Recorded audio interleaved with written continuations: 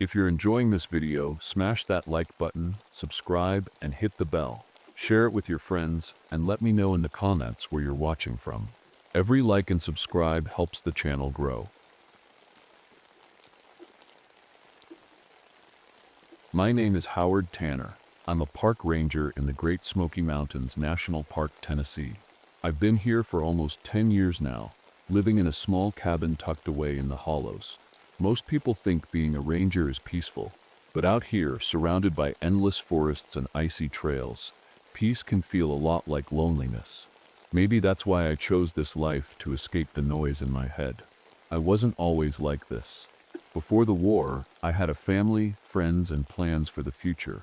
But after what I saw in Europe, the Battle of the Bulge and all those horrors, I came back a different man. Nightmares keep me awake most nights, and survivor's guilt follows me like a shadow. My wife left me 2 years ago because she couldn't handle my distance or the way I'd wake up screaming in the middle of the night. Now, it's just me and these mountains.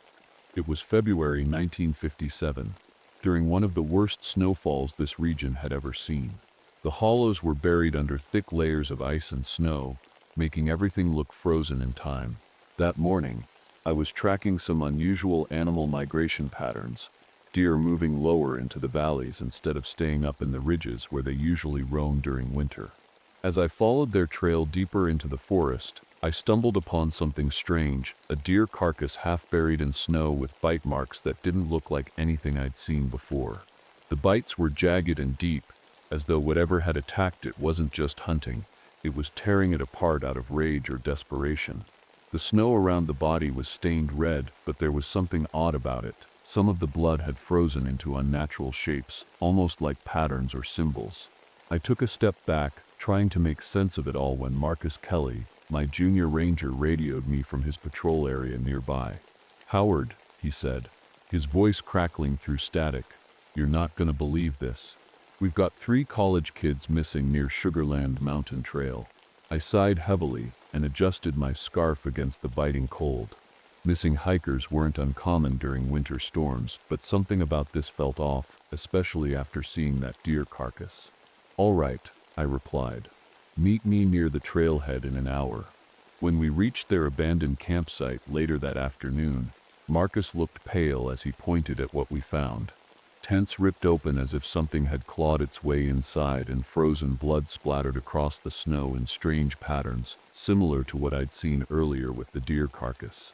Their boots were still there, neatly placed by one of the tents, but there were no signs of them anywhere nearby. Sheriff Elijah Dawson arrived shortly after we radioed him about the scene.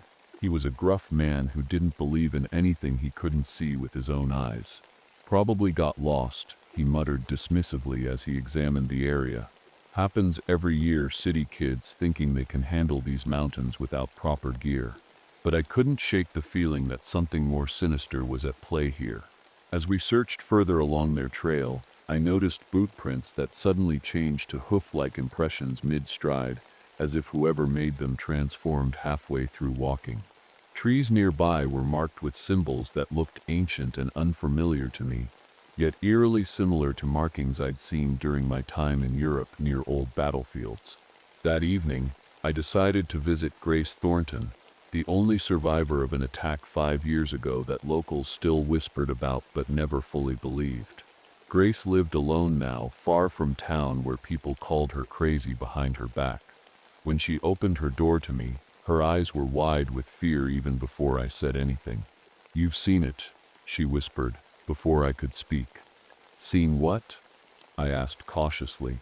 "The thing that wears voices," she said quietly. "It called me with my boyfriend's voice, but it wasn't him."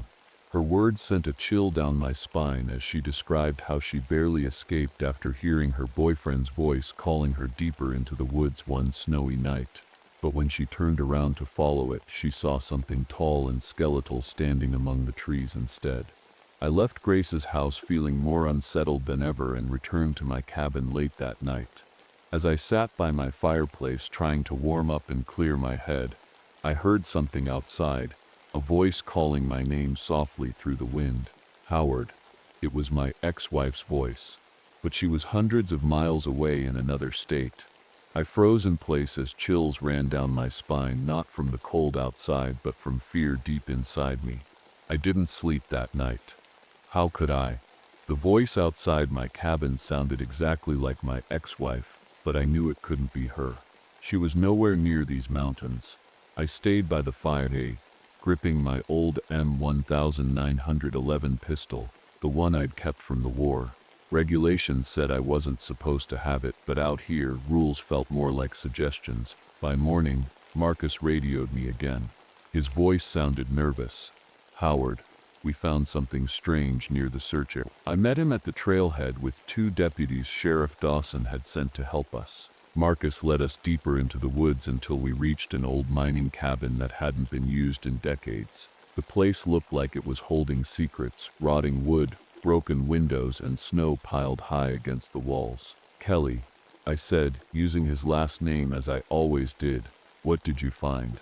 He pointed to the ground near the cabin's entrance. There was a ranger hat lying there, covered in frost. It was Kelly's hat, the one he'd been wearing yesterday. But Kelly wasn't there. The deputies exchanged uneasy glances as we stepped inside the cabin to look for him. The air inside felt colder than outside, which didn't make sense. My breath froze mid-air as I exhaled, hanging like smoke in front of me. On the walls were primitive drawings scratched into the wood, figures with elongated limbs and antlers hunting humans. "What is this?" one of the deputies asked, his voice shaking slightly. I didn't answer because I didn't know. All I knew was that something about this place felt wrong, like we weren't supposed to be here. As night fell faster than expected, we decided to stay in the cabin until morning, when visibility would be better for searching.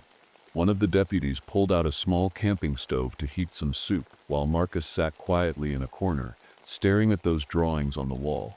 "I don't think we're alone out here," Marcus finally said, breaking the silence. "What do you mean?" I asked. He hesitated before answering. "I've been hearing voices calling my name, like someone's out there." I didn't tell him about what I'd heard outside my cabin last night because I didn't want to scare him any more than he already was. Later that night, one of the deputies started acting strange. He kept complaining about being hungry, even though he'd just eaten a full meal not an hour ago. His hands shook as he rummaged through his pack for more food. "You're fine," Marcus said nervously. "You just ate." "No," the deputy snapped back, his voice sharp and desperate. "I'm starving." Before anyone could stop him, he grabbed his coat and stormed outside into the freezing darkness. "Wait," Marcus shouted after him, but it was too late. The deputy disappeared into the woods without another word. We waited hours for him to come back, but he never did. The temperature inside the cabin dropped even further as midnight approached. It felt like something was pressing down on us, something heavy and suffocating that made it hard to breathe. Then we heard it, Kelly's voice calling for help from outside. "Howard, Marcus, help me." It sounded like he was close, maybe just beyond the tree line, but something about it felt off, too perfect, too rehearsed. Marcus jumped up and grabbed his flashlight. "It's Kelly. He's alive. Stop." I barked at him before he could open the door. "That's not Kelly." Marcus froze in place, looking at me like I'd lost my mind. "How do you know?" he asked. "Because whatever's out there doesn't leave tracks," I said quietly. Marcus shined his flashlight through one of the broken windows toward where we thought Kelly's voice was coming from. But there were no footprints in the snow.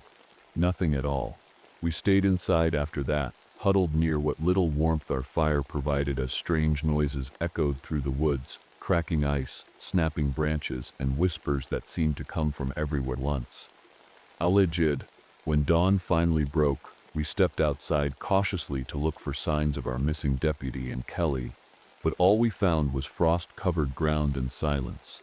Then Marcus pointed toward a tree near the edge of the clearing. Carved into its bark were more symbols, the same ones from inside the cabin, and beneath them lay our missing deputy's frozen body, posed like he was hunting something invisible in front of him.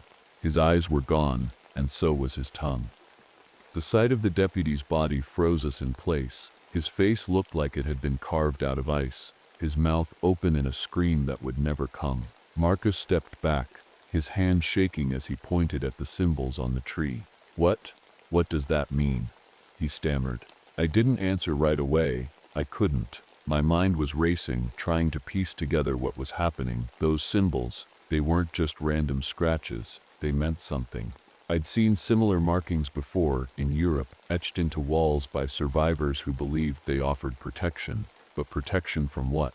"We need to leave," I said finally, my voice firm but low. "Now." Marcus nodded quickly, but before we could move, the air around us seemed to shift. It wasn't just cold anymore, it was unnatural. The kind of cold that crawls under your skin and makes your bones ache. Then we heard it again, Kelly's voice. "Howard, Marcus, help me." This time it was closer, too close. The words echoed from all directions, bouncing off the trees like they were mocking us. "That's not Kelly," I yelled over the sound, grabbing Marcus by the arm before he could run toward the voice. "It's trying to lure us." Marcus looked at me with wide, terrified eyes. "What is it?" I didn't have an answer for him. Not yet. We started moving back toward the cabin, but the woods felt different now, like they were alive and watching us. Every snap of a branch or crunch of snow made my heart race. I kept my pistol drawn, even though deep down I knew it wouldn't do much good against whatever was out there. When we reached the cabin, the door was wide open even though we'd shut it before leaving. Inside, the fire had gone out completely, and the room felt colder than ever. The drawings on the walls seemed darker somehow, like they'd been burned into the wood instead of scratched. Then Marcus gasped and pointed at the floor near the fireplace. There were fresh symbols carved into the wooden planks, symbols that hadn't been there when we left. "What's happening?" Marcus whispered, his voice trembling. "It's playing with us," I said quietly, trying to keep calm for his sake. "It wants us scared. Wants us scared." Just as I said those words, something slammed against the roof of the cabin, a loud thud that shook dust loose from the rafter. Marcus jumped back, his flashlight shaking in his hand as he aimed it upward. "Howard," he whispered, barely able to speak. I motioned for him to stay quiet as I stepped toward one of the broken windows to look outside. The snow reflected pale light from the cloudy sky, but there was something moving out there, something tall and thin with limbs that didn't bend like they should. It stopped suddenly and turned toward me. Even from a distance, I could see its face, or what was left of it. It looked like a skull stretched over skin too tight to hold it together. Antlers jutted out from its head like twisted branches, and then it spoke, not with one voice but many layered together, each one overlapping and echoing in my mind. "Howard Tanner." It knew my name. I stumbled back from the window as Marcus grabbed my arm again. "What is that?" he shouted. "It's a Wendigo," I said without thinking, the words slipping out before I could stop myself. "A what?" Marcus asked, his voice rising in panic. I didn't have time to explain, because whatever was on our roof started moving again, fast and loud, like breaking ice, and then everything went silent. The silence was worse than the noise, because it meant we couldn't tell where it was anymore. Suddenly, Marcus screamed as something crashed through one of the windows behind him, a long arm with clawed fingers reaching inside for him. I grabbed him and pulled him away just as glass shattered across the floor. "Get behind me," I yelled as I raised my pistol and fired at the creature's arm.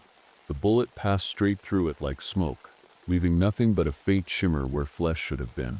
The creature pulled back and disappeared into the darkness outside, but we could still hear it circling us, its footsteps silent despite moving through thick snow. "We can't stay here," Marcus shouted over his shoulder, as he grabbed his pack and headed for the door. "No," I yelled after him. "It's safer inside." But Marcus didn't listen. Fear had taken over completely, and he ran out into the woods before I could stop him. I stood frozen for a moment before grabbing my pack and following him outside into the cold night air. The wind whipped around me as snow fell harder than before, making it almost impossible to see more than a few feet ahead. "Marcus," I shouted into the darkness, but there was no answer, only whispers that sounded like his voice calling back to me from somewhere deep in the trees. And then I saw him, or what was left of him. Marcus stood near a clearing ahead of me, his body twisted unnaturally as his arms stretched longer than humanly possible. His face looked hollowed out like something had drained all life from him, leaving only skin and bone behind. He turned slowly toward me with empty eyes and spoke in that same layered voice.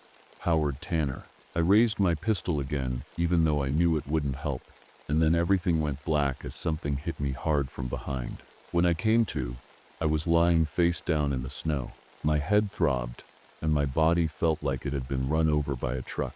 The cold bit into my skin, but it was the silence that scared me the most. No wind, no whispers, no footsteps, just an eerie stillness that made my chest tighten. I pushed myself up, groaning as pain shot through my back. My pistol was still in its holster, but my flashlight was gone. I looked around, squinting in the dim light of the snow-covered forest. The cabin was nowhere in sight. Marcus.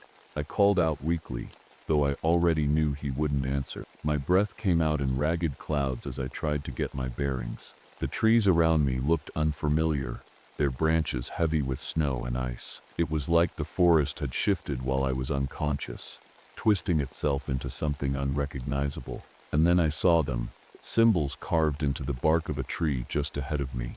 The same symbols from the cabin and the deputy's body.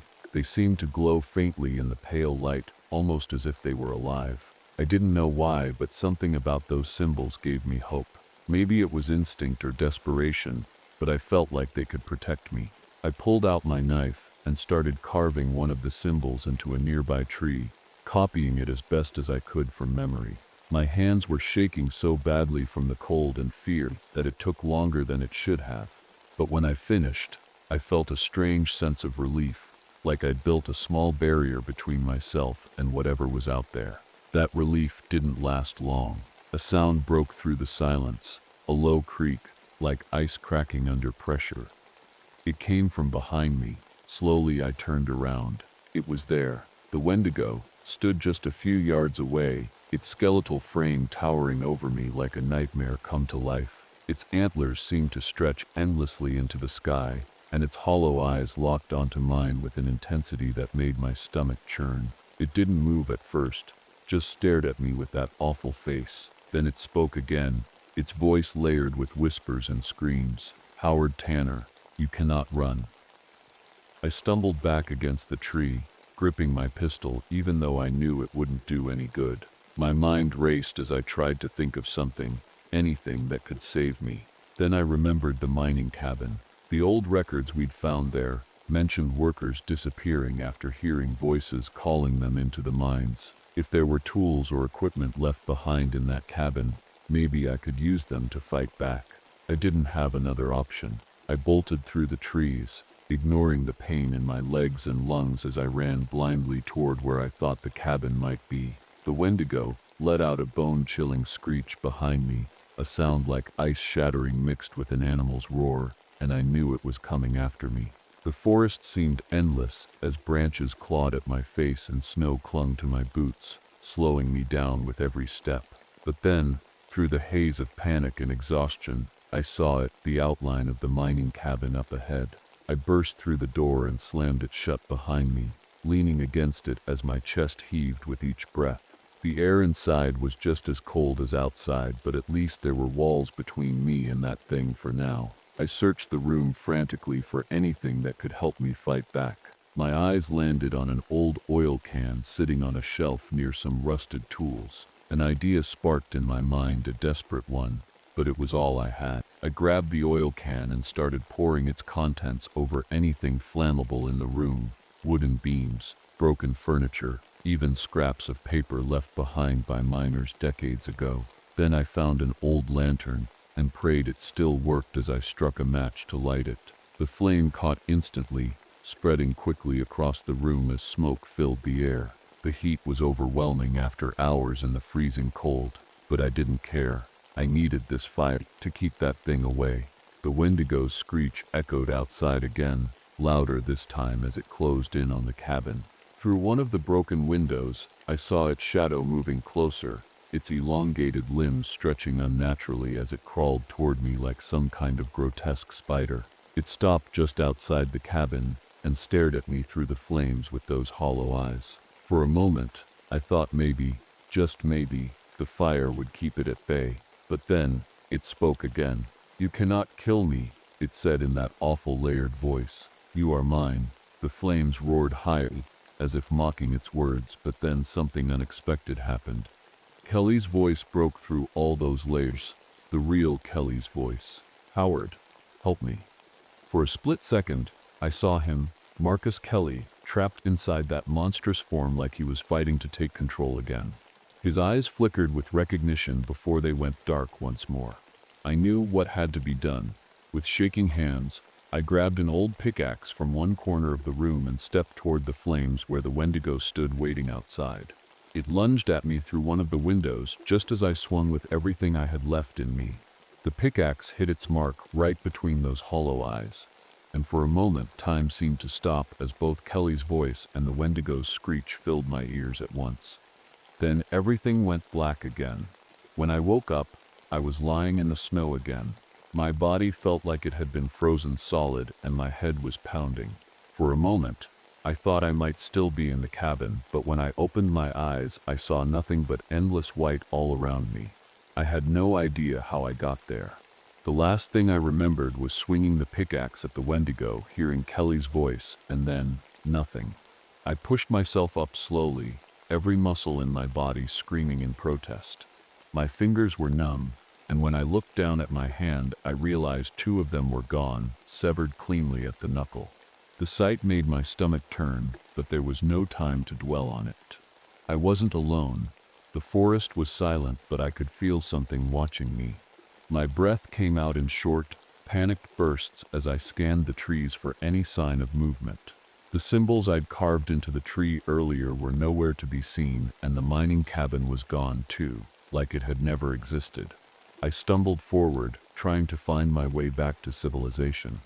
Every step felt heavier than the last as exhaustion and cold dragged me down. My mind raced with questions. Was the Wendigo dead? Was Kelly still trapped inside it? And how had I ended up here?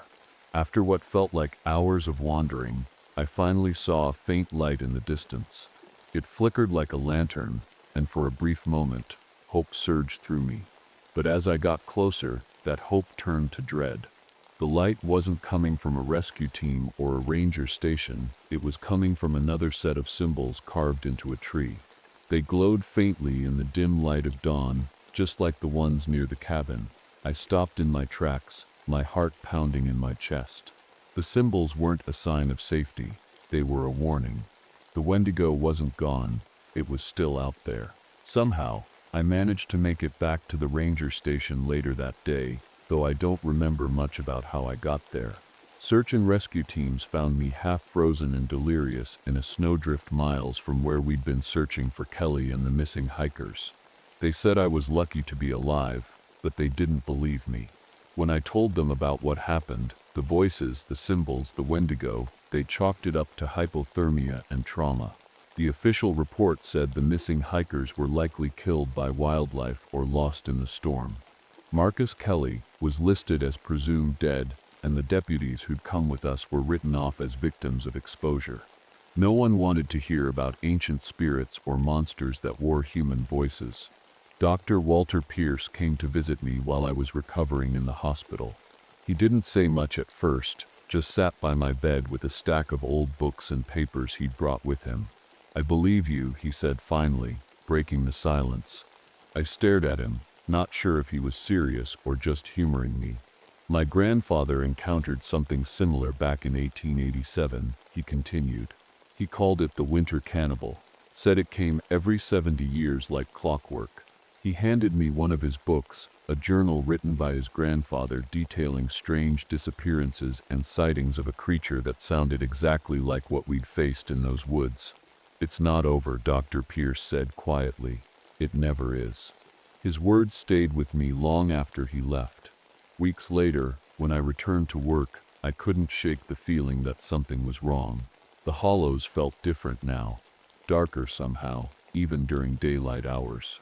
Rangers found the burned remains of what they assumed was an old hunting cabin deep in the forest, but there were no bodies inside, no evidence of what had happened there. And then there were my dreams, or maybe they weren't dreams at all. Every night since that encounter, I've heard voices calling my name, familiar voices that shouldn't be anywhere near these mountains. Sometimes it's Kelly's voice, sometimes it's Marcus, sometimes it's Grace Thornton, or even my ex-wife. But worst of all, sometimes it's my own voice calling back to me from somewhere deep in those woods. One night, while sitting alone in my cabin, staring into the fire like I always do now, something caught my eye, a reflection in the window across from me.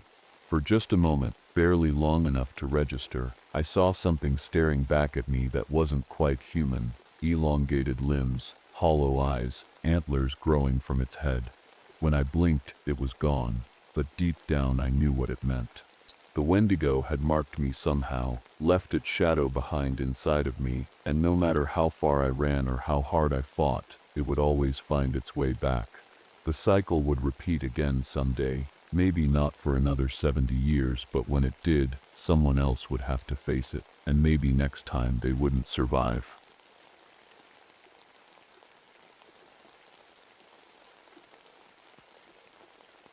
My name is Evelyn Patterson, and I've spent the last 15 years working as a park ranger in the Pacific Northwest. It's not an easy job, especially being the first woman to hold the senior ranger position around here. People are always waiting for me to mess up, but I've learned to keep my head down and focus on the work. The forest doesn't judge me, and neither does the water. At least that's what I thought. It was the summer of 1968, and something about that season felt off. The air was warmer than usual, sticky and heavy like it was holding its breath. The lake I was assigned to, Claw Lake, was lower than I'd ever seen it. The shoreline had pulled back, exposing caves that had been hidden underwater for who knows how long. It should have been exciting, a chance to explore something new, but instead it felt wrong, like we weren't supposed to see what was beneath. I was out on the boat early one morning, supervising routine water tests with Mike Daniels, my deputy ranger. Mike wasn't exactly the most reliable guy. He drank too much and carried a lot of baggage from his time in Vietnam, but he had a good heart. We were testing water quality when our equipment suddenly shorted out. No warning, no explanation, it just stopped working. "Must be a bad battery," Mike muttered, shaking the device like that would fix it. I frowned and looked out over the lake.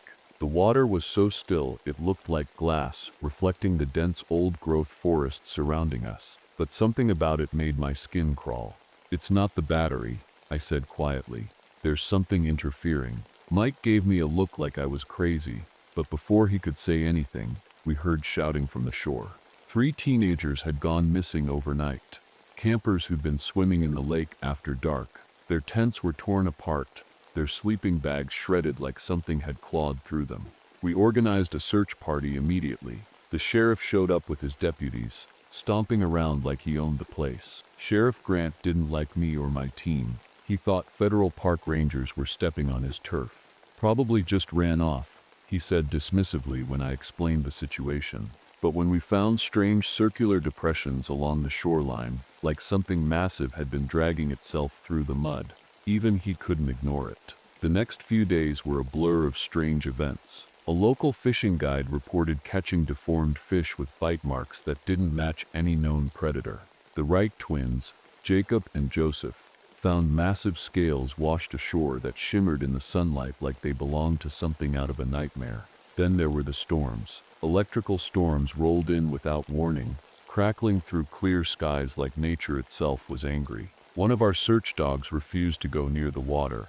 It growled and barked every time we tried to lead it closer. Dr. Sylvia Monroe arrived to study the lake's ecology shortly after that. She was brilliant but blunt, more interested in her research than making friends. Her underwater equipment captured sonar images of something moving deep below the surface, something impossibly large. I couldn't shake the feeling that we were being watched every time I went near the lake. Mike started acting strange too, spending hours staring at the water like it was calling to him. And then came the stories. The Wright twins told me about their tribe's ancestral legends, a water demon that lived in Claw Lake for centuries, only waking every 50 years when its nest was disturbed. They said their people avoided swimming in the lake for generations because they knew what lurked beneath. I wanted to dismiss it as superstition, but deep down I knew better. One night during patrol, I saw Mike standing at the edge of the water under an electrical storm that lit up the sky like fireworks. He wasn't moving, just staring into the lake with this blank expression on his face. "Mike," I called out, running toward him. He didn't respond, and then he started walking into the water. I froze for a second when I saw Mike stepping into the lake. The water was pitch black under the stormy sky, and the way he moved, it wasn't normal. It was slow, deliberate, like he wasn't in control of his own body. "Mike," I shouted again, my voice shaking. I ran toward him as fast as I could, splashing into the water up to my knees. The cold hit me like a slap, but I didn't care. I grabbed his arm and tried to pull him back.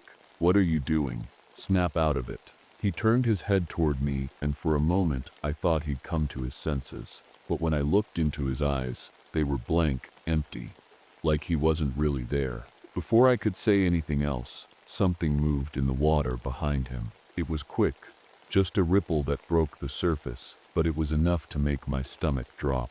Mike suddenly collapsed into my arms, like whatever had been controlling him let go all at once. I dragged him back to shore, my heart pounding so hard it felt like it might burst. He was breathing, but completely out of it, mumbling something I couldn't understand. I called for help on the radio, but the storm had knocked out the signal. The Wright twins arrived a few minutes later. They'd been patrolling nearby and heard me yelling. Together, we carried Mike back to the ranger station. "What happened?" Joseph asked, as we laid Mike down on a cot. "I don't know," I admitted, shaking my head.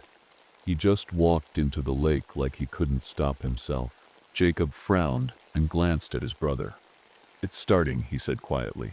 "What's starting?" I demanded. "The stories," Jacob replied. "Our ancestors warned us about this. When people start acting strange around the lake, it means the demon is awake." I wanted to argue with them, to tell them it was just superstition, but the truth was, I didn't have an explanation for what had happened to Mike. And deep down, I couldn't shake the feeling that they might be right. The next day, Dr. Monroe showed me something that made my skin crawl.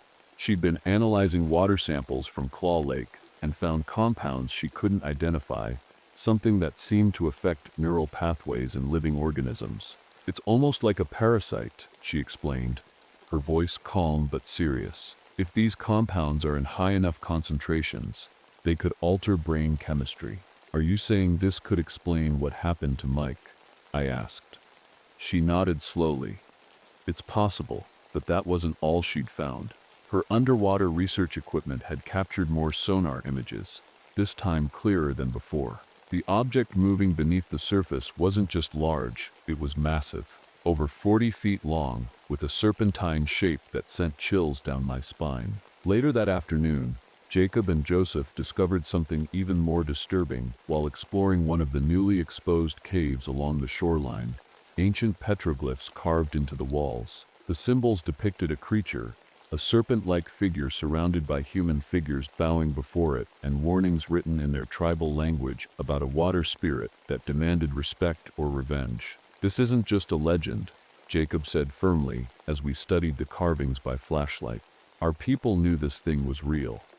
I didn't want to believe him, but everything was pointing in one direction. Something unnatural was living in Claw Lake. That night, I stayed up late going through old records about the area's history. What I found made my blood run cold. Reports of disappearances around Claw Lake every 50 years, 1918, 1868. All eerily similar to what was happening now. I couldn't sleep after that.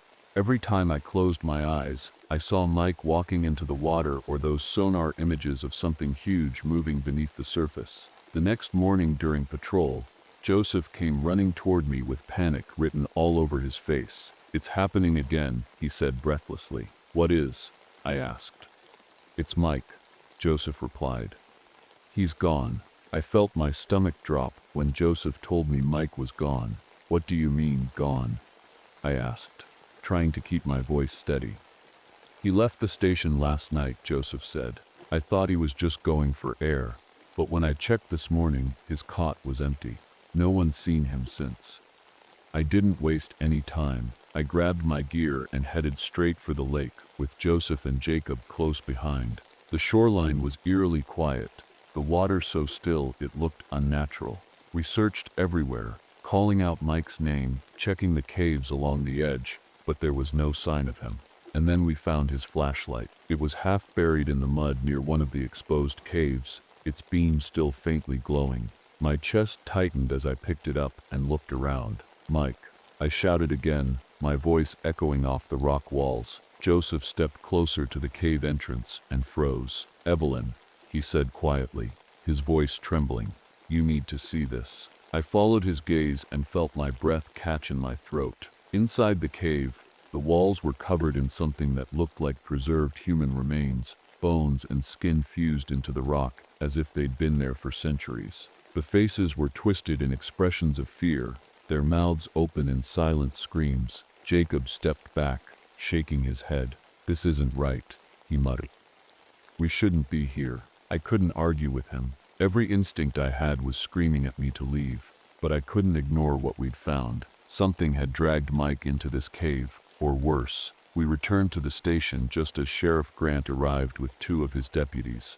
He wasn't happy about what we'd discovered. "You're letting old stories scare you," he said dismissively when I explained everything.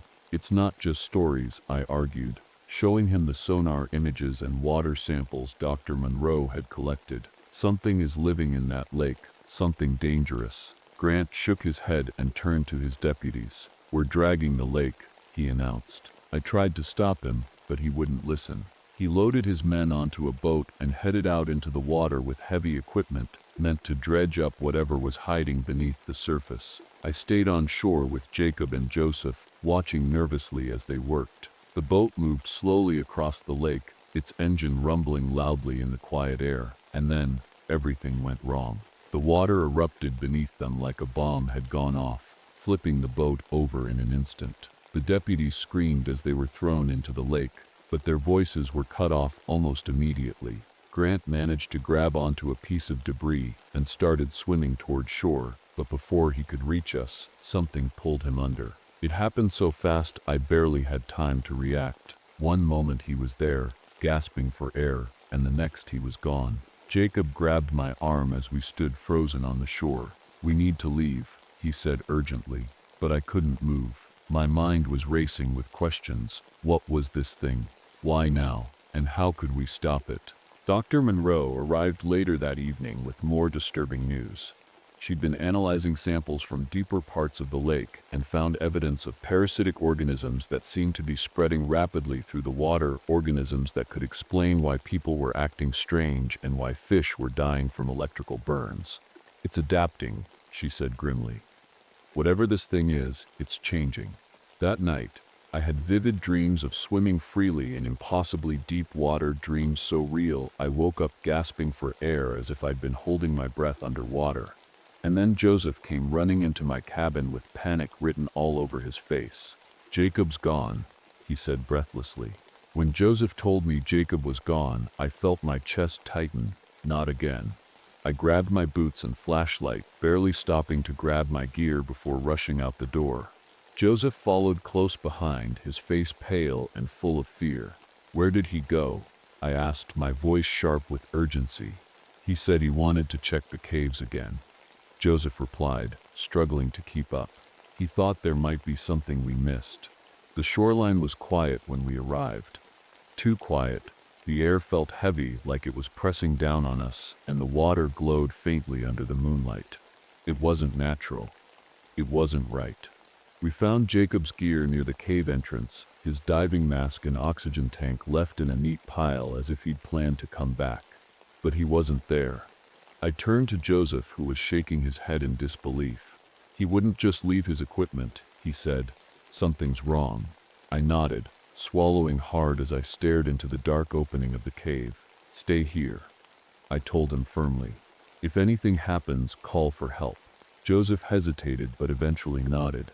I strapped on Jacob's abandoned oxygen tank and mask, then stepped into the water. It was colder than I expected, sending a shiver down my spine as I waded deeper into the cave. The walls were slick with algae and strange markings, patterns that looked almost geometric, like they'd been carved intentionally. My flashlight flickered as I moved deeper into the tunnel, its beam barely cutting through the murky water, and then I saw it. The nest. It was massive, a cavern filled with pulsating eggs that glowed faintly in the dark. They were clustered together like a hive, each one shimmering with bioluminescent patterns that shifted and pulsed in time with my heartbeat. I froze, unable to look away. This was it, the source of everything happening in Claw Lake. The creature wasn't just living here, it was breeding. And then I saw Jacob. He was alive, or at least he looked alive, but something was wrong. He was floating near the eggs, his body limp, but his eyes wide open, staring blankly ahead like he wasn't really there. His skin had taken on an unnatural sheen, almost like it was changing to match the water around him. Jacob. I shouted through my mask, but he didn't respond.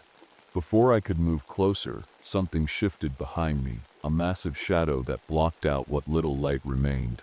My heart stopped as I turned slowly and came face to face with the creature. It was bigger than I'd imagined, its serpentine body stretching far beyond what my flashlight could illuminate. Its scales shimmered like liquid metal, blending perfectly with the water around it. And its eyes were intelligent, almost human in their intensity. For a moment neither of us moved. Then it let out a low-frequency sound that vibrated through my entire body, a sound so deep I felt it more than heard it. My thoughts became fuzzy, and I realized too late that it wasn't just a sound, it was something more. It was trying to control me. I fought back as hard as I could, focusing on Jacob's face to ground myself. "You're not taking me," I whispered through gritted teeth. The creature moved closer, its bioluminescent patterns pulsing faster as it studied me. And then, something clicked in my mind, a memory from years ago that I'd buried deep inside. The scar on my shoulder. I'd gotten it when I was a child swimming in Claw Lake, a sharp pain beneath the water that left me bleeding and terrified but unable to explain what had happened. Now I knew this wasn't my first encounter with the creature. It had been watching me all along. I reached for the dynamite we'd found near an old mining site earlier that week, the only weapon we had left, and set the timer with shaking hands. "I'm sorry," I whispered to Jacob before swimming toward the eggs. The creature lunged at me as soon as it realized what I was doing, its massive body twisting through the water like a living nightmare. But I didn't stop. I planted the dynamite near the nest and swam as fast as I could toward an air pocket near the cave entrance. The explosion rocked the entire cavern, sending debris and water crashing around me. The creature let out a deafening roar, a sound so full of rage and pain that it made my ears ring even underwater. I barely made it out alive. I burst out of the water, gasping for air as the explosion echoed behind me. The surface of the lake rippled violently, and chunks of debris from the caves floated to the top. My lungs burned, my arms ached, but I didn't stop swimming until I reached the shore. Joseph was waiting for me, his face pale and filled with panic. "Evelyn, what happened? Where's Jacob?" I collapsed onto the muddy ground, coughing and shaking. He's still in there," I managed to say between breaths. "The creature, it's protecting its nest." Joseph's face crumpled with grief, but before he could respond, the water behind us began to churn. A low, rumbling sound filled the air, a sound that made my skin crawl. The creature wasn't dead, it was angry. "Run," I shouted, grabbing Joseph's arm and pulling him toward the ranger station. We sprinted through the forest, branches whipping at our faces as the sound of crashing water grew louder behind us. I didn't dare look back, but I could feel it. Feel something, moving through the lake, heading for shore. When we reached the station, Dr. Monroe was already there, frantically packing up her equipment. "What's going on?" she demanded when she saw us. "It's coming," I said breathlessly. "The creature, it's not going to stop." Dr. Monroe's face went pale, but she nodded quickly and grabbed her notes. "We need to get out of here," she said. But before we could move, the ground beneath us trembled. The creature had reached land. I grabbed a flare gun from the supply cabinet and loaded it with shaking hands. It wasn't much, but it was all we had left. "Get to the truck," I told Joseph and Dr. Monroe. "I'll hold it off." "No way," Joseph protested. "I'm not leaving you. You don't have a choice," I snapped. "Go." Reluctantly, Joseph and Dr. Monroe ran for the truck while I stepped outside, holding the flare gun tightly. The forest was eerily silent except for the faint sound of water dripping from the trees, and then it appeared. The creature dragged itself onto shore with a terrifying grace, its massive body glistening in the moonlight.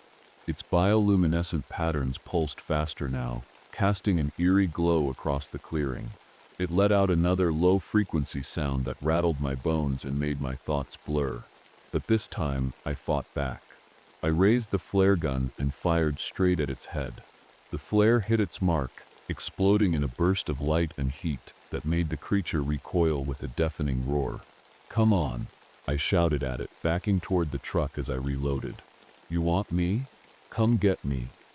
The creature lunged forward, its serpentine body twisting through the trees like a living nightmare.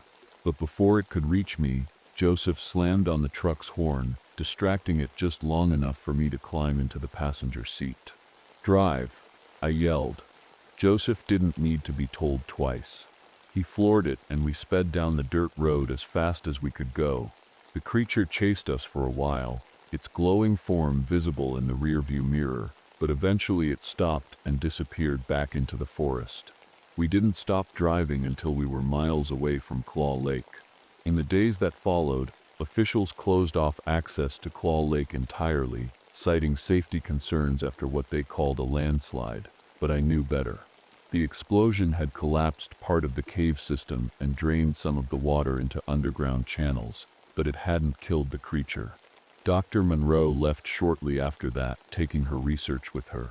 She promised to keep in touch, but warned me not to share what we'd seen with anyone else. "People won't believe you," she said simply. Joseph stayed for a while to help me clean up what was left of our station, but eventually he left too, unable to shake what had happened to his brother. As for me, I stayed behind. Someone had to keep watch over Claw Lake to make sure no one else disturbed what was still lurking beneath its surface. But even now, years later, I can't shake this feeling it's not over. Because sometimes at night when everything is quiet, I swear I can still hear that low-frequency hum vibrating through the air. And I know it's still out there waiting.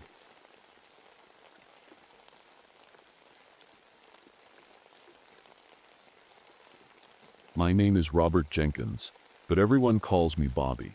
I'm a park ranger, have been for over 25 years now. The forest is my home, my sanctuary. It's where I found peace after Vietnam, where I built my cabin, and where I feel closest to my roots. My father was a ranger before me, and his father before him. This land runs through my veins like the rivers that used to flow here before the drought came. It was the summer of 1976. Hotter than I'd ever seen it. The trees were thirsty, the ground cracked, and the animals restless. But there was one part of the forest that didn't seem to care about the drought. A grove deep in Redwood National Park. It was lush, green, and alive in a way that felt unnatural. That's where all this started. I was out on patrol when I first noticed something strange. The trees in that grove weren't just growing. They were arranged in patterns, perfect circles, triangles, even spirals. It didn't make sense. Trees don't grow like that on their own. I stood there staring at them for what felt like hours, trying to figure it out. The air was heavy, like it was holding its breath, and the shadows didn't fall right. Even though it was midday, they stretched long and twisted across the ground. I radioed Thomas Whitaker, my partner and closest friend on the ranger team. "Tommy," I said, "you need to see this." He showed up with his camera slung around his neck like always. Tommy's an environmentalist at heart. Used to be one of those activists chaining himself to trees before he joined the Rangers. He started snapping pictures right away, muttering about how unnatural everything looked. "You think someone did this?" he asked me after a while. I shook my head. No tracks, no tools, just trees. Later that day, a couple of backpackers came into the station with wild stories about trees that breathed and moved when they weren't looking. They were young kids, probably high on something, so nobody took them seriously except me. Something about their fear felt real. That night, I couldn't sleep. When I stepped outside my cabin for some air, I found pine cones and leaves arranged in strange symbols on my porch. They weren't random, they were deliberate. like someone had left me a message, but who and why? The next morning, Tommy showed me something that made my skin crawl. He'd developed some of the photos he took in the grove, and in every single one of them were shapes, humanoid figures, hidden among the trees. They weren't there when we were standing in the grove, we would have seen them, but they were clear as day in his pictures. Maybe it's just shadows playing tricks, Tommy said nervously, but I knew better. Things got worse after that. A wildlife camera we'd set up near the grove captured footage of something I can only describe as impossible. A deer grazing peacefully one moment and then being swallowed by roots that shot out of the ground like snakes. The poor thing didn't even have time to run. It just disappeared into the earth. I showed the footage to Dr. Fiona Holbrook, a botanist studying accelerated growth patterns in the park's redwoods. She didn't say much at first, just stared at the screen with wide eyes. "This isn't normal," she finally whispered. "No kidding," I said. She took soil samples from the grove and promised to analyze them back at her research station. A few days later, Calvin Tucker showed up at the ranger station unannounced. Calvin's an old-timer, a retired logger who worked these woods decades ago when logging companies still had free rein. He looked pale and jittery, like he hadn't slept in days. "You've been poking around where you shouldn't," he said, without so much as a hello. "What are you talking about?" I asked him. "That grove," he said quietly, glancing over his shoulder like someone might be listening. "We called it the planting ground. Cut down a tree there once, biggest one I'd ever seen, and things haven't been right since." "What do you mean not right?" Tommy asked. Calvin hesitated before answering. "Men went crazy out there, hearing voices, seeing things that weren't there. Some never came back." I didn't know what to say to that. It sounded insane, but so did everything else happening around here. That night, as I sat alone in my cabin staring at those strange symbols outside my door, I couldn't shake Calvin's words. Some never came back. Something was wrong with this forest, something deep and ancient, and it wasn't going to stay hidden much longer. The next morning started like any other, but I had a knot in my stomach that wouldn't go away. Something about Calvin's warning stuck with me. I couldn't shake the feeling that we were dealing with something bigger than just strange trees. When I walked into the ranger station, I found Tommy already there, staring at the photos he'd taken in the grove. "Bobby, look at this," he said, his voice low. He handed me a new set of photos he'd developed overnight. I froze. The figures in the trees were clearer now, almost human-like but distorted. Their limbs were too long, their faces stretched and twisted like they were screaming. "You think someone's messing with us?" Tommy asked, but I could hear the fear in his voice. "No," I said firmly. "This isn't someone playing games." Just as we were trying to make sense of it all, a call came in from a family camping near the grove. They hadn't seen their teenage son since early that morning. We organized a search party right away, me, Tommy, and 2 other rangers, and headed out to their campsite. When we got there, the place was a mess. The tents looked wrong. It was like they had grown into the ground, their fabric fused with roots and vines that weren't there before. The family's gear was half dissolved, covered in moss and fungus that seemed to be spreading fast. We followed a trail of footprints leading away from the site, but halfway through they changed. Human footprints turned into root-like impressions that dug deep into the soil. "What the hell is this?" one of the rangers muttered. I didn't have an answer. As we moved deeper into the forest, Tommy started acting strange. He kept stopping to take pictures of specific trees, mumbling to himself about how beautiful they were. "Tommy?" I said sharply. "We don't have time for this."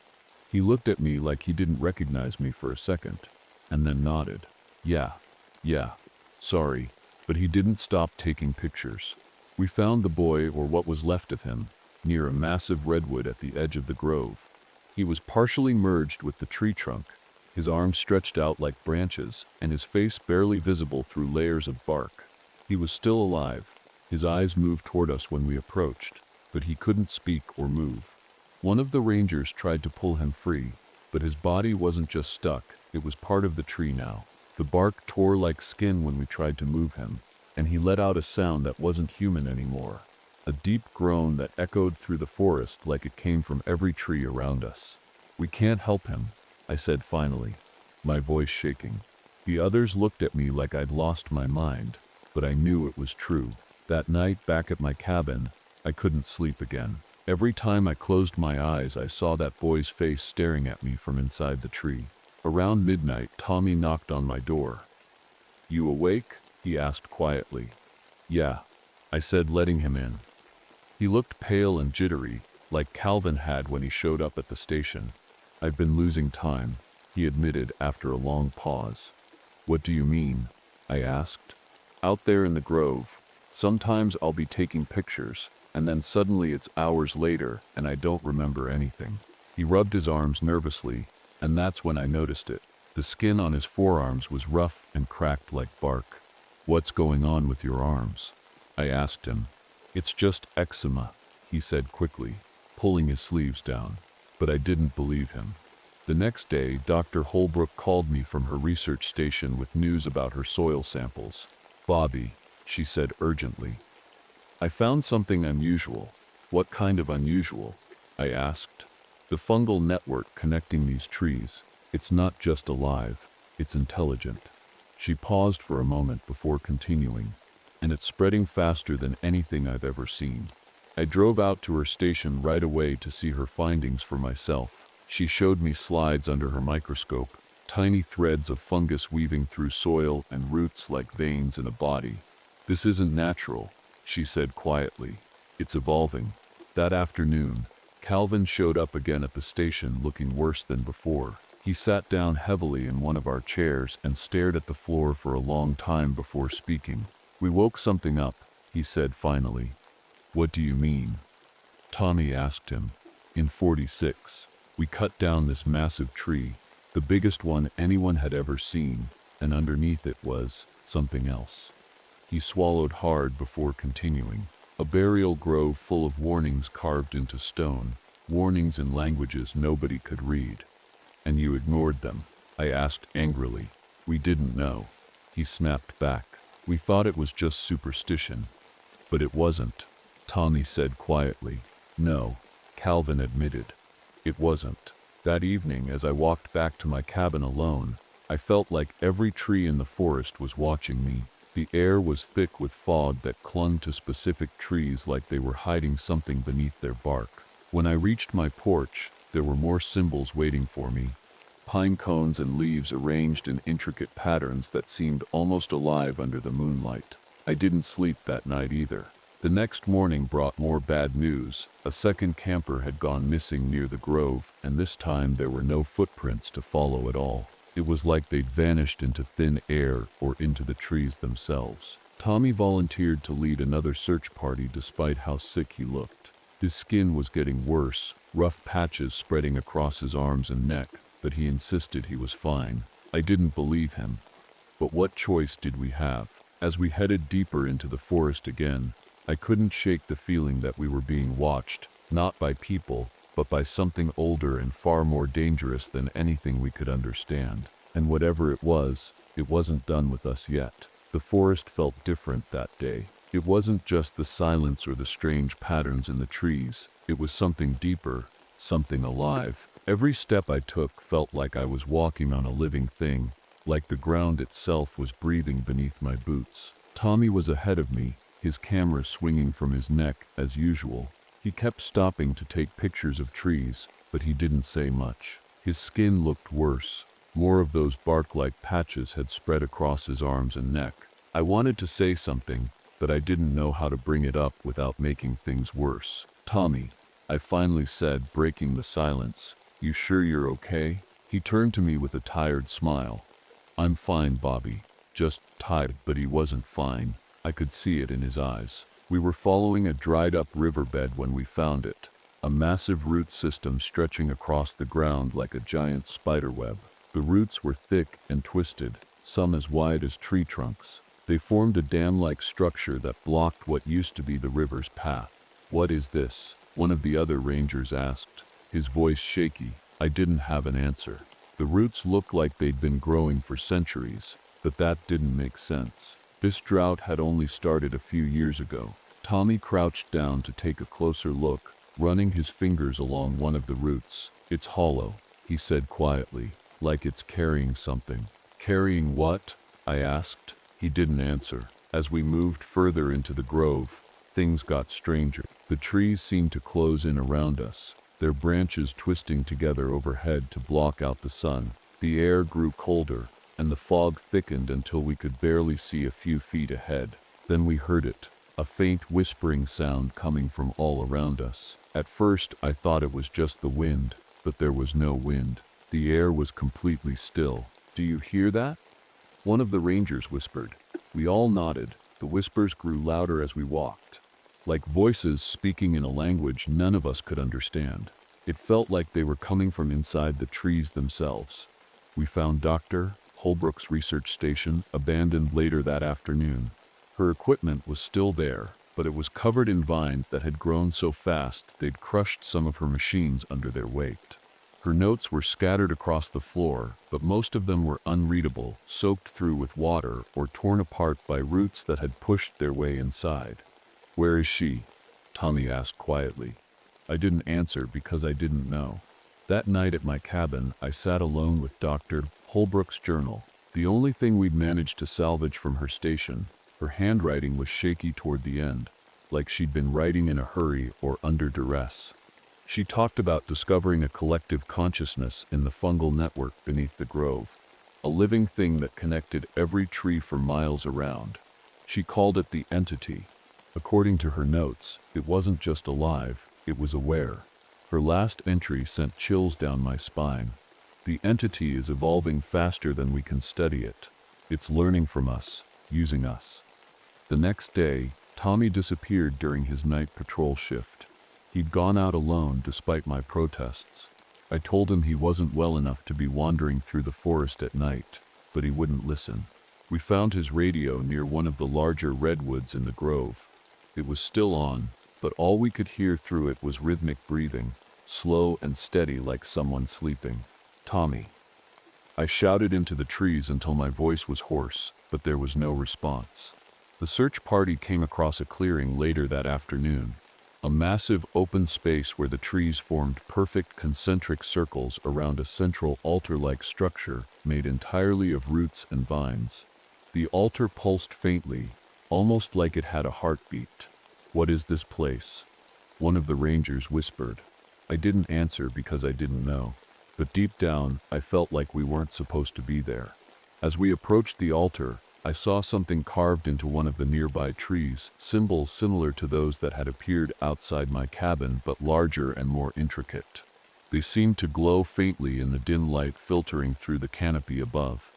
When I touched one of them out of curiosity, everything changed. It was like being hit by lightning, but instead of pain, I felt knowledge pouring into me all at once. Images flashed through my mind. Centuries of forest history unfolding in seconds, ancient tribes performing rituals around these same trees, loggers cutting down massive redwoods and awakening something buried beneath them, people disappearing into the forest, never to be seen again. And then I saw myself standing in this very clearing with Tommy beside me, but he wasn't human anymore. His body had become part of the forest, his skin fused with bark, and his eyes glowing faintly like embers in the dark. I pulled my hand away from the symbol and stumbled back, gasping for air as reality snapped back into focus around me. "What happened?" one of the rangers asked nervously. "Nothing," I lied, but my hands were shaking too much for them to believe me. That night back at my cabin, I couldn't stop thinking about what I'd seen, or what it meant for Tommy, for all of us. Whatever this entity was, it wasn't just protecting its forest anymore, it was fighting back against anyone who threatened it, and we were next on its list. I couldn't sleep that night. Every time I closed my eyes, I saw Tommy's face, his skin turning to bark, his eyes glowing like the trees in the grove. I knew I had to find him, but I also knew that whatever had taken him wasn't going to let him go. The next morning, I packed my gear and headed back into the forest alone. The other rangers wanted to come with me, but I told them no. This wasn't their fight, it was mine. I followed the trail deeper into the grove than I'd ever gone before. The trees seemed taller here, their trunks thicker and their roots stretching out like claws across the ground. The air was heavy with fog, and the whispers were louder now, like voices calling my name from inside the trees. After hours of searching, I found him. Tommy was inside a massive hollow redwood, his body fused with the tree's bark. His arms were stretched out like branches, and roots were growing through his chest and legs. He looked like he was part of the tree now, but he was still alive. "Tommy," I whispered, stepping closer. His eyes opened slowly, glowing faintly in the dim light. "Bobby," he said, his voice weak but clear. "What happened to you?" I asked. "It's not what you think," he said quietly. "It's not evil, it's trying to protect itself." "Protect itself from what?" I asked. "From us," he said simply. He told me everything. The entity wasn't just a part of the forest, it was the forest. It had been here for centuries, absorbing people who wandered too close so it could learn from them, understand their thoughts, their fears, their plans. It wasn't killing them, it was using them to evolve, to defend itself against threats like logging and drought and fire. "It's not just a forest anymore," Tommy said. "It's something more."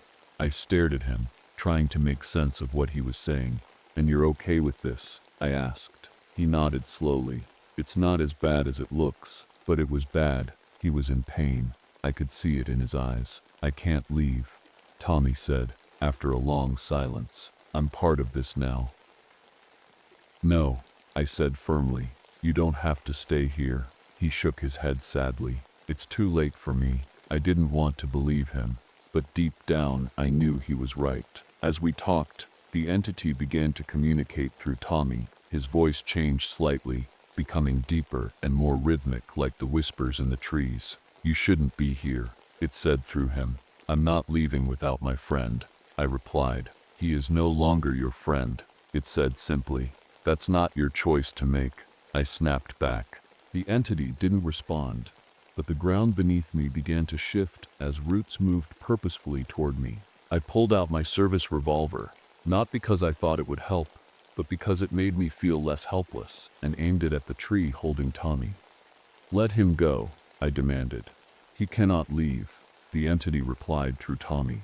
"Then end his suffering," I said quietly. Tommy looked at me with tears in his glowing eyes and nodded faintly. "Do it." I hesitated for what felt like an eternity before pulling the trigger. The sound echoed through the grove like thunder, and then everything went silent. The roots stopped moving, and Tommy's body slumped forward slightly as his glowing eyes dimmed and went dark. The tree holding him seemed to sigh, a deep groan that echoed through the grove, and then its bark began to crack and crumble away.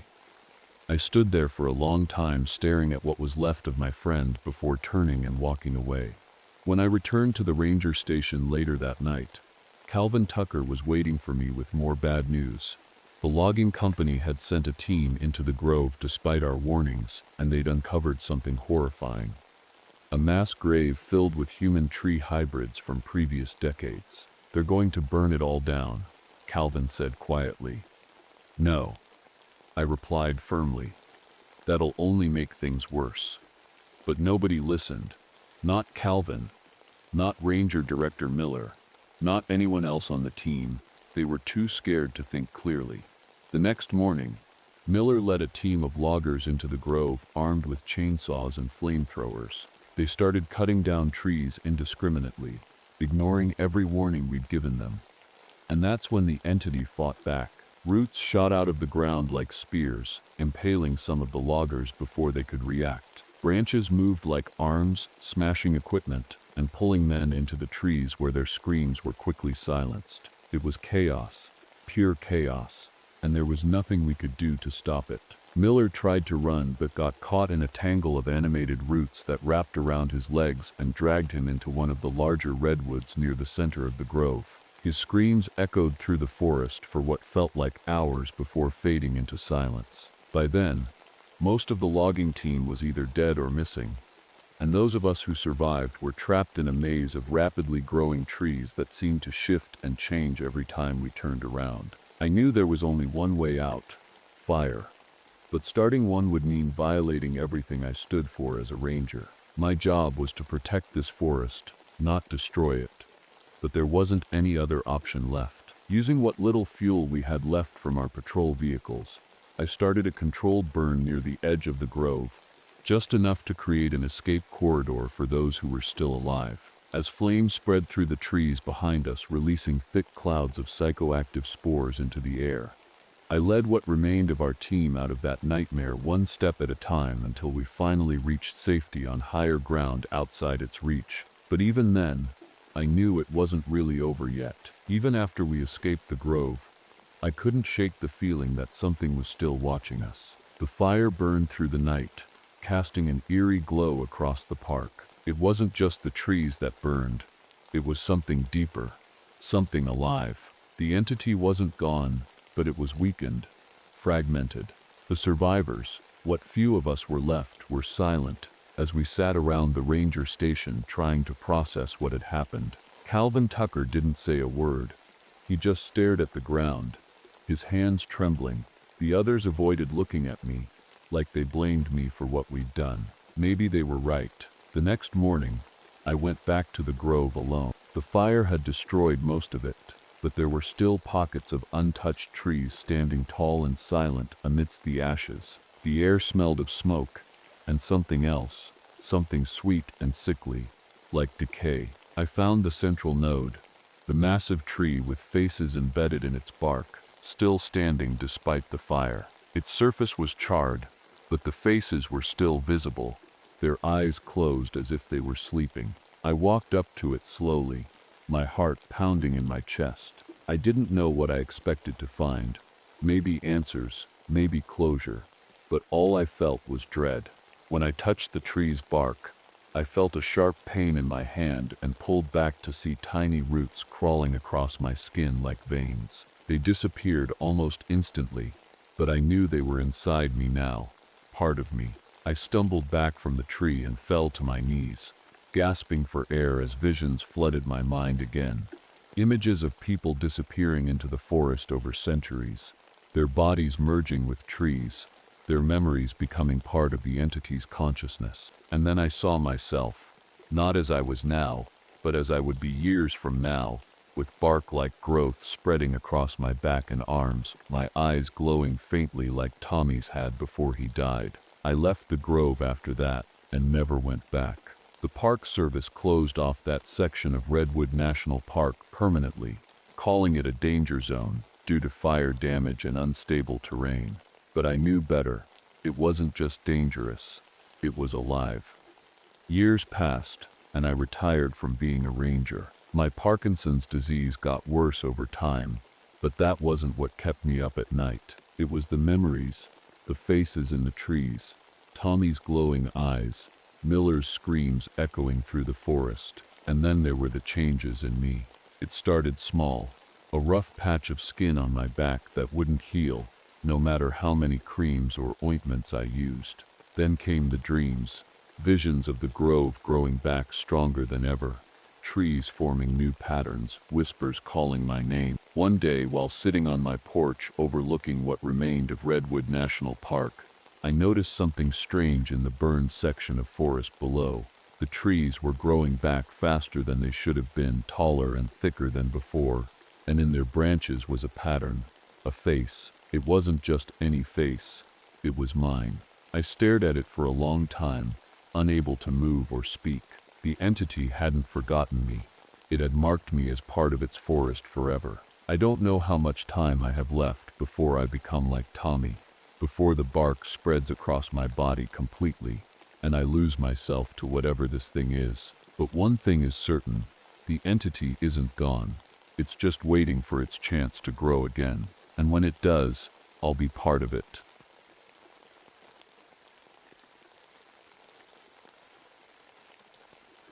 My name is Miguel Vasquez, and I've spent most of my life navigating the wildest, most dangerous places in the Southwest. I'm a search and rescue specialist, or at least I used to be. These days, I try to avoid the canyons. They're beautiful, sure, but they're also full of secrets that don't want to be found. It was the summer of 1983, during a heat wave so brutal that even the lizards were hiding in the shade.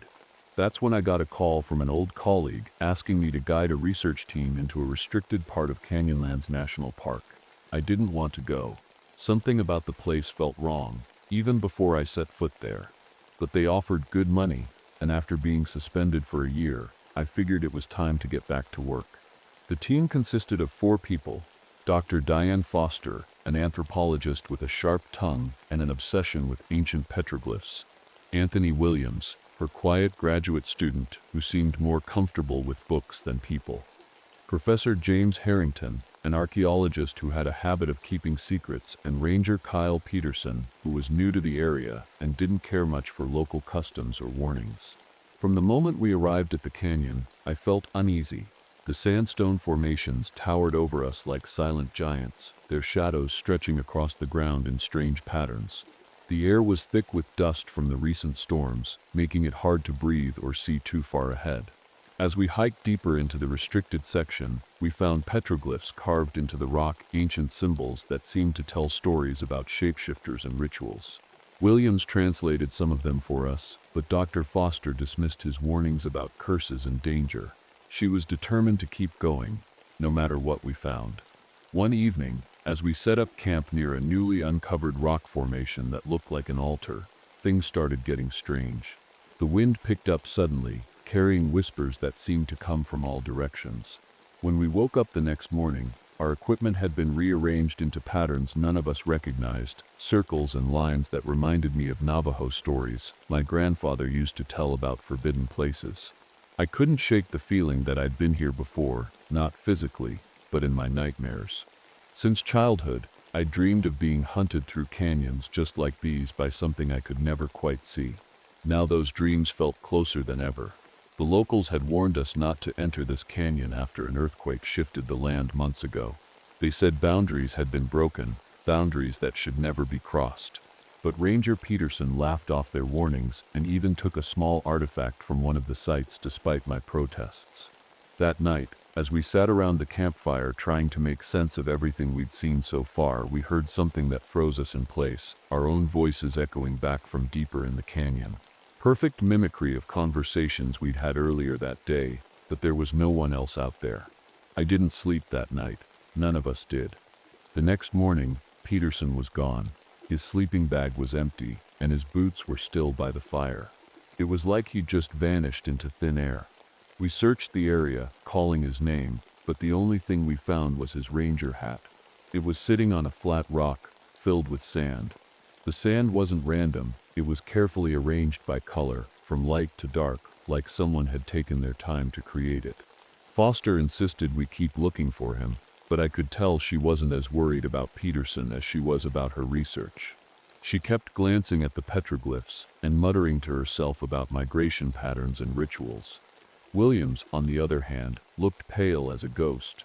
He'd been translating more of the symbols and had found something that clearly scared him. "They talk about creatures," he said quietly as we walked. "Things that can steal your shadow before they steal your skin." I didn't say anything, but my stomach dropped. My grandfather used to tell stories like that about skinwalkers, shapeshifters bound to sacred lands. I'd always thought they were just stories meant to keep kids from wandering too far into the desert. But now, I wasn't so sure. By midday, we found Peterson, or at least what was left of him. He was sitting against a rock wall, staring straight ahead with empty eyes. His skin looked wrong, stretched too tight over his bones, like it didn't quite fit anymore. He didn't respond when we called his name or shook his shoulder. It was like he wasn't really there. We carried him back to camp, but there wasn't much we could do for him. Williams kept glancing at Peterson like he expected him to suddenly move or speak, but Dr. Foster brushed it off as dehydration or heat stroke. "We'll get him out of here tomorrow," she said firmly. That night, things got worse. It started with the cameras. Williams had set up a few around the camp to document our work, but when he checked them after dinner, the footage didn't make sense. There were clips of us walking in places we'd never been, standing in front of petroglyphs we hadn't seen yet. And then there were moments where one of us would look directly into the camera with a blank expression before disappearing from view. "I didn't go there," Williams whispered, staring at the screen.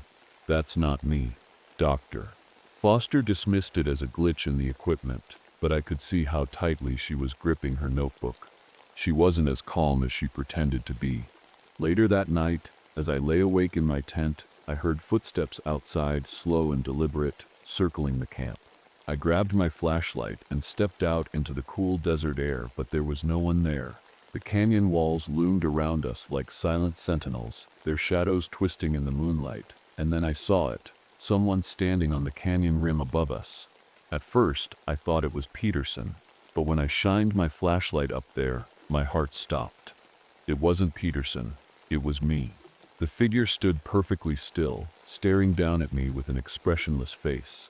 It looked exactly like me, same clothes, same build, but something was off. Its movements weren't natural, they were too smooth, too fluid, like it wasn't used to having a human body. I blinked, and it was gone. The next morning, Williams showed me his journal. There were pages written in his handwriting that he swore he hadn't written, pages filled with strange symbols and warnings about shadows that walk. Foster ignored him and focused on a particular petroglyph that seemed to show a transformation ritual. She became obsessed with it, tracing her fingers over the carvings again and again. Meanwhile, Peterson sat motionless by the fire, his skin looking worse by the hour. By now, even Harrington seemed uneasy. He finally admitted that he'd been to sites like this before and that people had disappeared after taking artifacts or disturbing sacred ground. "We shouldn't be here," he said quietly, as we packed up camp to move deeper into the canyon. "There are things in these places older than we can imagine." For once, I agreed with him. By the time we moved deeper into the canyon, the air felt heavier, like it was pressing down on us. Even the wind had stopped. It was eerily quiet, except for the occasional sound of rocks shifting in the distance. Every step felt like we were being watched, but no one said it out loud. We didn't have to. Williams was getting worse. He kept glancing over his shoulder and muttering to himself, clutching his notebook like it was the only thing keeping him grounded. Peterson hadn't said a word since we found him, but his breathing had become shallow and raspy, like something inside him was struggling to stay alive or trying to get out. Dr. Foster pushed us forward, her focus entirely on the petroglyphs. She found a chamber carved into the rock, its walls covered in symbols that seemed to pulse in the dim light. At the center of the chamber was a floor covered in footprints, hundreds of them, all different sizes and shapes. But as we stood there, staring at them, something strange happened.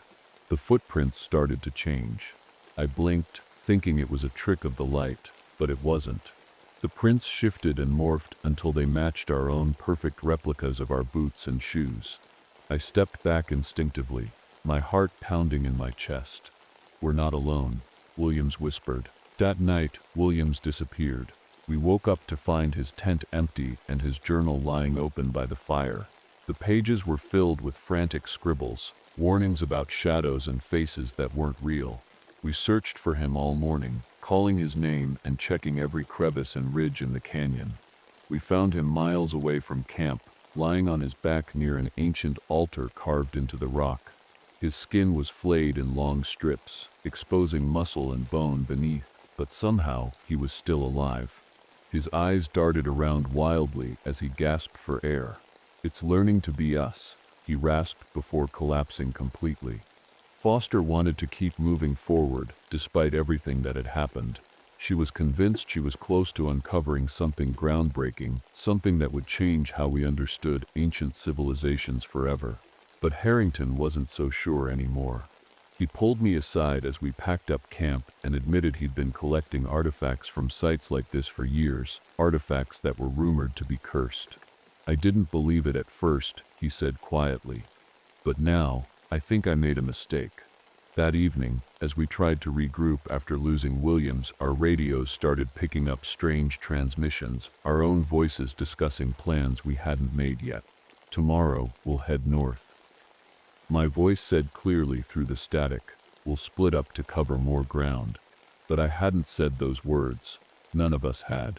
As night fell, I saw it again, the figure that looked exactly like me standing on the canyon rim. This time, it didn't disappear. When I shined my flashlight at it, it just stood there staring down at me with an empty expression. And then it moved. Its movements were wrong, too smooth, too fast, as it climbed down from the rim without using its hands or feet. It flowed like water over the rocks until it disappeared into the shadows below. When I turned back toward camp, I saw Harrington sitting by the fire, but something about him wasn't right. His posture was too stiff, his head tilted slightly to one side as if he were listening to something none of us could hear. And then he spoke, but it wasn't his voice.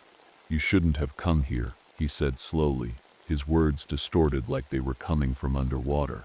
I froze as Harrington's body twisted unnaturally, his joints bending in ways they shouldn't have been able to bend.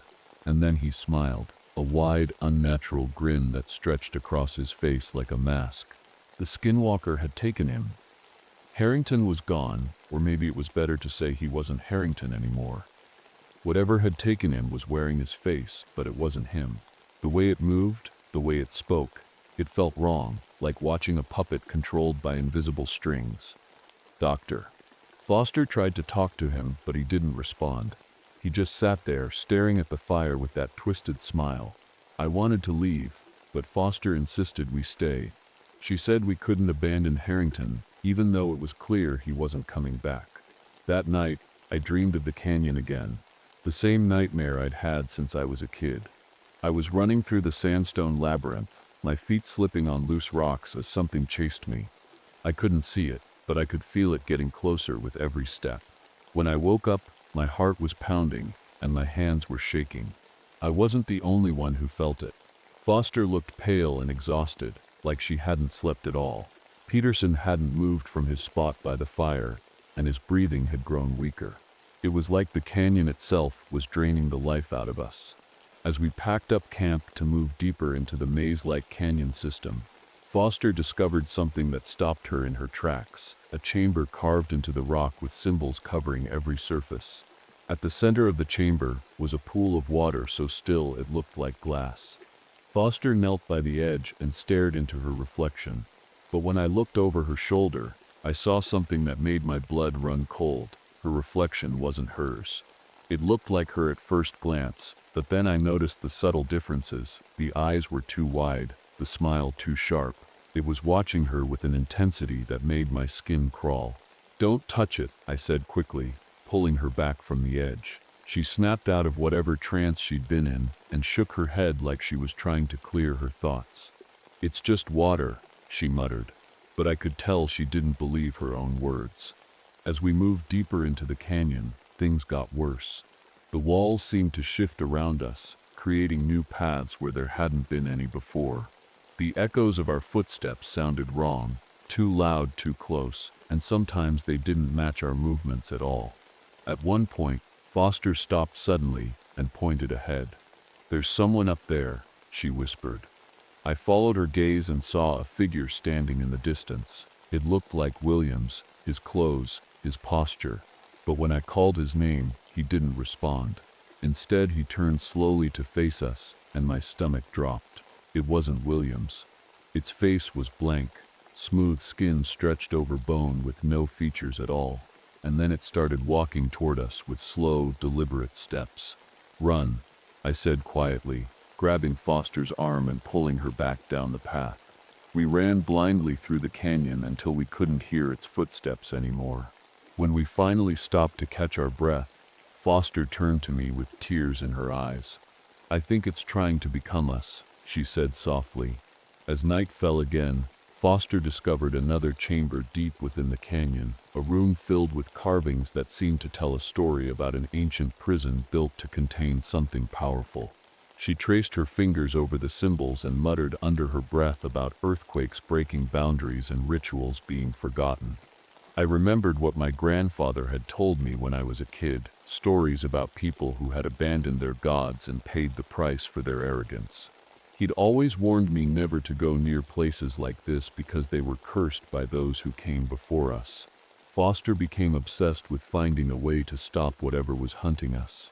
She believed the petroglyphs held the answer, a ritual that could bind the entity back to its prison, but she wasn't sure how to perform it. That night, as we sat around what remained of our campfire, Peterson finally spoke for the first time since we'd found him. "It's wearing faces," he whispered hoarsely before collapsing completely. Peterson's words echoed in my mind long after he collapsed. "It's wearing faces." I didn't know if he was warning us or if it was just the last thing his broken mind could hold on to. Either way, it chilled me to the core.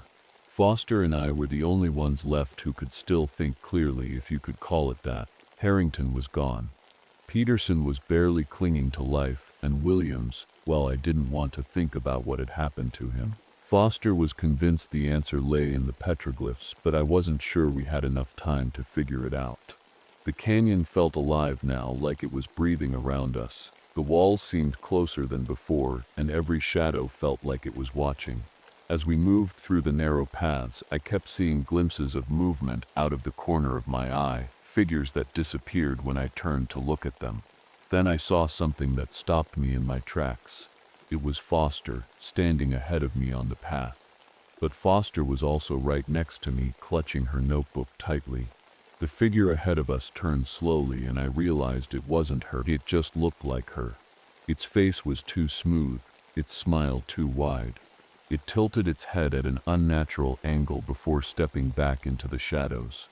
Foster grabbed my arm. "We have to finish this," she said urgently. "Whatever this thing is, it's getting stronger."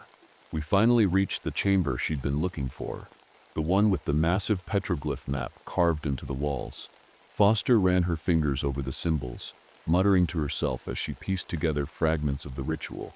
"It needs blood," she said finally, her voice trembling, and words, prayers, oaths, stared at her. "What kind of prayers?" "Navajo prayers," she said quietly, looking at me with a mixture of desperation and hope. "You know them, don't you?" I did. My grandfather had taught me when I was a boy, though I hadn't spoken them in years. But before I could respond, we heard something behind us, a low, guttural sound that made my skin crawl. It was Harrington, or what used to be Harrington, standing in the doorway of the chamber. His body moved like a marionette, his limbs jerking unnaturally as he stepped closer. Foster shoved her notebook into my hands. "Go," she shouted. "I'll distract it." "No." I grabbed her arm, but she pulled away. "There's no time," she yelled, tears streaming down her face. "You have to finish this." Before I could stop her, she ran toward Harrington, or the thing wearing his face, screaming at it to follow her. It worked. The creature turned and lunged after her, leaving me alone in the chamber. I didn't want to leave her behind, but I knew she was right. If we didn't stop this thing now, none of us would make it out alive. I turned back to the petroglyphs and started reciting the prayers my grandfather had taught me. My voice shook at first, but as I kept going, something shifted in the air around me. The walls seemed to hum with energy, and the symbols on the rock began to glow faintly. The ground beneath me trembled as a deep rumble echoed through the canyon, a localized earthquake that felt like it was coming from inside the chamber itself. A crack appeared in the floor, revealing a deeper chamber below, and then it appeared. The skinwalker stepped into the light of the chamber, cycling through forms faster than my eyes could follow. Foster, Harrington, Peterson, Williams, even me. It moved closer with impossible fluidity, its face shifting constantly, as if trying to decide which one would scare me most. "You can't stop me," it said in a voice that sounded like all of us speaking at once. "Let me go, and I'll give you everything you've ever wanted." I ignored it, and kept reciting the prayers louder this time as I cut my palm with a sharp rock and let my blood drip onto the altar at the center of the chamber. The skinwalker screamed, a sound so piercing and unnatural that it felt like needles stabbing into my ears. It lunged toward me just as I finished the last words of the prayer.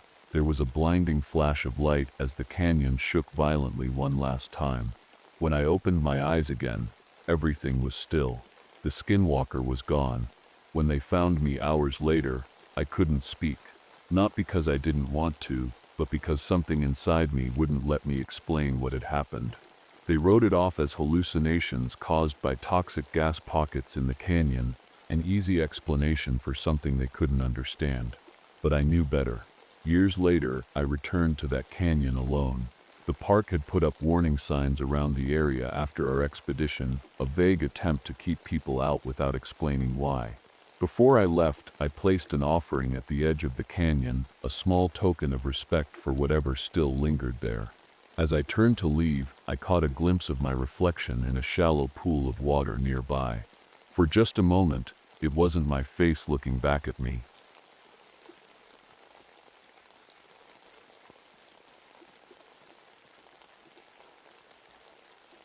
My name is Derek Marshall. I've been a ranger at Mount Rainier National Park for over 20 years. I've seen avalanches, blizzards, and even the occasional bear attack. But nothing prepared me for what happened in the fall of 1994. It started with the fog, thick, heavy, and unnatural. It rolled in one morning and didn't leave. The weather reports called it a temperature inversion, but I knew better. I'd spent my life on these mountains. I could read the wind, the clouds, the way the air smelled before a storm. This fog wasn't normal. It clung to the ground like it was alive, twisting and curling around trees and rocks, swallowing everything in its path. The first sign of trouble came when a group of hikers went missing. A family of 4, 2 parents and their teenage kids, had taken one of the lesser-used northern trails.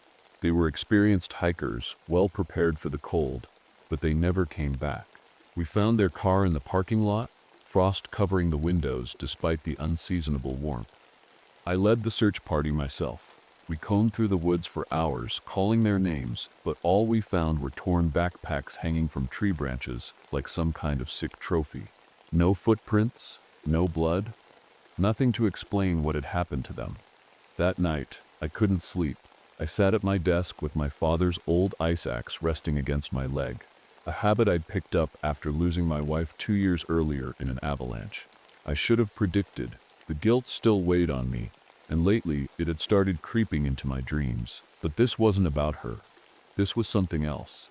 I flipped through my journal, where I kept notes on anything unusual in the park, strange tracks, unexplained noises, odd weather patterns. Over the past few weeks, there had been more entries than usual. Howling that didn't match any known animal, sudden drops in temperature, and now this fog. The next morning, Lydia Oakes arrived at the ranger station. She was a biologist specializing in predators and had come to investigate reports of prey animals fleeing higher elevations en masse. Something spooking them, she said, as she unpacked her gear in the station's small lab. Deer don't just abandon their territory without a reason. Peter Holloway, a rookie ranger barely out of training, was eager to help her set up cameras along the trails. He had a knack for photography and carried his camera everywhere he went. Maybe we'll catch Bigfoot, he joked as he loaded his pack. I didn't laugh. Later that day, Dr. Martin Reynolds joined us. He was a meteorologist studying the fog itself, why it wasn't dissipating, and why it seemed to interfere with electronic equipment like radios and GPS devices. He showed me samples he'd collected from condensation on tree leaves. There's something organic in this fog, he said, frowning at his microscope. That evening, as we prepared for another search mission, an elder from a nearby tribal community stopped by the station unannounced. His name was Samuel Greycloud, and he'd lived near these mountains his entire life. "You need to leave," he said bluntly, his voice low and serious. "Leave?" I asked. "We can just abandon missing hikers. They sit or already gone," he replied. "This mountain, it belongs to those who walk like men when watched." I didn't know what to say to that. He left before I could ask him more. The next day brought more questions than answers. Peter found strange tracks near one of our trail cameras, 5-toed prints that started human-like but transitioned into something canine mid-stride. The camera itself had captured blurry images of tall figures moving faster than any person or animal should be able to. And then there were the voices on the radio. We were setting up camp near one of the higher trails when my handheld crackled to life with distorted sounds, growls mixed with fragmented words in broken English. Help, come, stay. None of us had transmitted anything. That night, as we huddled around a fire trying to make sense of it all, Lydia mentioned something that sent chills down my spine. "There are legends about creatures like this," she said quietly. "Dogmen, half-human, half-wolf beings that can manipulate weather and hunt in packs." I wanted to dismiss her as superstitious nonsense, but deep down I couldn't shake the feeling that she might be right. The final straw came when we stumbled upon a cave entrance exposed by a recent rock slide. The opening was surrounded by ancient wooden totems carved with snarling faces and clawed hands, a warning if ever I'd seen one. As I stared into the dark mouth of that cave, an icy wind blew through the trees behind me, carrying with it a sound that made my blood run cold, howling unlike anything I'd heard before. And that's when I knew we weren't alone on this mountain anymore. The next morning, the fog was thicker than ever. It swallowed everything. Trees, rocks, even sound. You could barely see a few yards ahead, and the silence was unnerving. It felt like the mountain itself was holding its breath. We were preparing to search for another group of hikers who had gone missing. A father and his teenage son had set out on a day trek 2 days ago and hadn't returned. Their car was still parked at the trailhead, just like the last family's. I organized the team carefully. Lydia, Peter, Dr. Reynolds, and myself. Ranger Captain Frank Donovan stayed behind at the station to coordinate from there. He didn't believe anything supernatural was happening. He thought it was just bad weather and wild animals, but I knew better. As we started up the trail, the fog seemed to close in around us. It wasn't just thick, it felt heavy, like it was pressing down on us. The air was colder than it should have been, and every step felt harder than the last. Peter walked ahead with his camera, snapping pictures of anything unusual. Lydia kept stopping to check tracks and signs of animal movement. Dr. Reynolds carried his equipment in a backpack, muttering about how his instruments were acting up again. We hadn't gone far when things started to get strange. First, there were the noises. Low growls and distant howls that echoed through the fog. They didn't sound like wolves or coyotes. They were deeper, more guttural, almost human-like. Every time we heard them, we stopped and listened, but they never came closer or farther away. Then came the abandoned campsite. Peter found it first, a cluster of tents shredded from the inside out. Sleeping bags were torn apart, supplies scattered everywhere. Lydia examined the damage and shook her head. "This wasn't set a bear," she said quietly. "Bears don't do this." I bent down to look closer at one of the tents. The fabric was ripped cleanly, as if by claws sharper than any animal I'd ever seen. Dr. Reynolds' voice broke the silence. "Look at this." He pointed to a patch of frost on the ground near one of the tents, perfectly formed ice crystals in a circle about 3 feet wide. "It's not cold enough for this," he said, staring at it in disbelief. We pressed on, but the tension grew with every step. The fog seemed alive now, moving in unnatural patterns against the wind. Sometimes it would swirl around us like it was trying to pull us off the trail. Other times it would part just enough to show glimpses of something moving in the distance.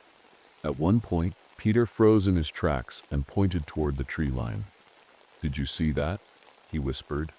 I followed his gaze but saw nothing, just shadows shifting in the fog. "What did you see?" I asked him. He hesitated before answering. It looked like me. I didn't know what to say to that. By late afternoon, we reached a clearing where Lydia set up wildlife cameras to monitor movement overnight. As she worked, Dr. Reynolds showed me something on his handheld device, a recording of sound patterns he'd picked up during our hike. "It's organized," he said, playing it back for me. A series of howls that rose and fell in rhythmic patterns like a language. I stared at him in disbelief. "You think they communicating?" He nodded slowly. "Whatever said they are." That night, as we sat around a small fire trying to stay warm, I flipped through an old journal I'd found earlier that day, a leather-bound notebook buried under debris near one of the trails.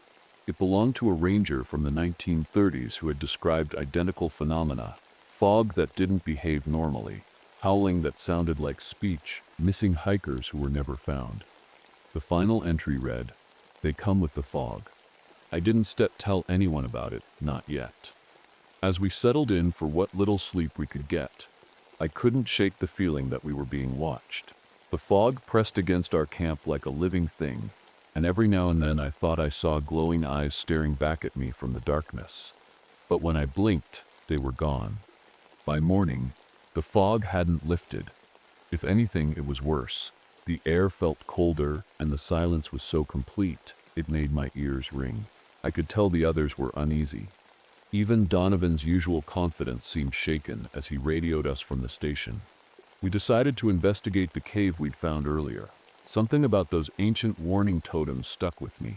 They felt like a message, one we couldn't ignore. The hike to the cave was slow and tense. Every few minutes, someone would stop and look over their shoulder, convinced they'd heard footsteps or seen movement in the fog. I didn't blame them. I felt it too. It wasn't just paranoia. We were being followed. I could feel it in my gut. When we finally reached the cave entrance, the air changed again. It was colder here, and the fog seemed thicker, almost solid. The totems stood like sentinels, their carved faces twisted in expressions of fear and anger. Peter raised his camera and snapped a few pictures before stepping inside. "You guys coming?" he asked, his voice echoing off the stone walls. I hesitated but followed him. Lydia and Dr. Reynolds came next, their flashlights cutting through the darkness. The cave was massive, tunnels branching off in every direction like a maze. The walls were covered in claw marks, deep gouges that looked too large for any animal I knew of. And then there were the piles of personal items, backpacks, jackets, even shoes, all scattered across the floor. "These belong to the missing hikers," Lydia said softly, picking up a torn jacket that looked decades old. Dr. Reynolds knelt beside a pile of bones, human bones, half-eaten and arranged in strange patterns. "This isn't sept random," he muttered. "It's seps ritualistic." I didn't want to think about what that meant. As we moved deeper into the cave, the howling started again, low and distant at first, but growing louder with every step. It wasn't just noise anymore. It was speech, fragmented words that echoed around us like whispers. "Leave. Stay. Hunt." Peter froze mid-step and pointed ahead. There sat something moving. I raised my flashlight and saw them, tall figures standing just beyond the beam of light. They were humanoid but wrong, their limbs too long, their movements unnatural.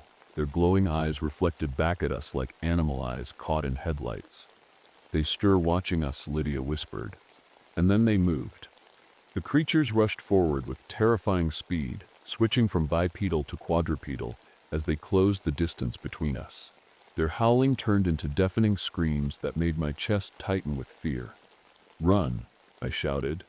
We bolted back toward the entrance, but the fog had seeped inside, now making it impossible to see more than a few feet ahead. The creatures didn't chase us outright. They herded us, forcing us down specific tunnels, like hunters driving prey into a trap.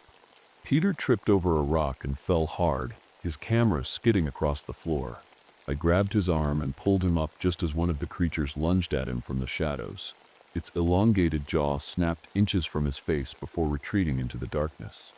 When we finally stumbled out of the cave into daylight, or what little daylight there was, the creatures didn't follow us. They stayed inside, their glowing eyes watching from the shadows as if bound by some invisible barrier. We didn't stop running until we reached a clearing far from the cave entrance. Everyone was shaken, Peter especially, but no one spoke for a long time. Finally, Dr. Reynolds broke the silence. "They sept are intelligent," he said quietly. Lydia nodded grimly. "They sept are hunting us." I looked back at the fog-covered trail behind us and realized something else. This wasn't random behavior, it was territorial. We'd disturbed something ancient when that rock slide exposed their den, something that didn't want us here. As night fell again, I sat by our fire with my journal open on my lap, trying to piece everything together, the fog, the howling language, the claw marks in the cave walls. And then it hit me, every disappearance on this mountain had happened under specific conditions. Heavy fog during certain lunar cycles. This wasn't just bad luck or coincidence, it was planned. Night fell fast, and with it came the fog, thicker, colder, and more oppressive than before. It wasn't just around us anymore, it was inside us. Every breath felt heavy, like the air itself was trying to pull us down. The fire we'd built crackled weakly, barely pushing back the darkness. We were trapped. The creatures didn't attack right away. They were patient, circling just out of sight, testing us. Every now and then, we'd hear a low growl or a distorted voice calling from the fog. Sometimes it sounded like one of us. Our own voices echoed back at us in broken fragments. Help, stay, don't leave. Peter clutched his camera like it was a lifeline, snapping pictures every time he thought he saw movement. Lydia sat beside him, staring into the fire with a look I couldn't quite read, fear mixed with determination.